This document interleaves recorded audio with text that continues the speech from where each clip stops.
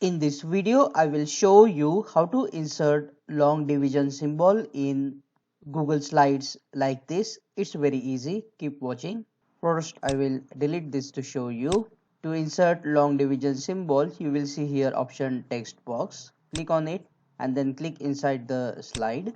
Now you will see this box. You can resize the box and then go to the insert option. Under the insert option, you will see here option special characters. This option will enable you to insert long division symbol.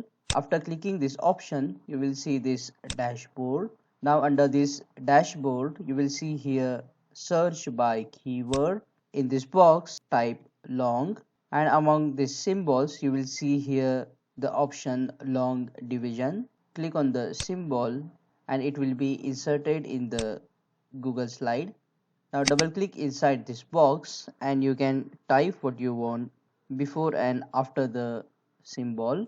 You can also select it, the symbol with the numbers, and also increase the font size of the long division symbol. You can also make it bold, or you can change the color of the symbol and numbers as well. If you want to learn more tips and tricks quickly like this, subscribe the channel and press the bell notification right now. So whenever I publish a new useful video like this, you will get the notification immediately. See you again in the next video.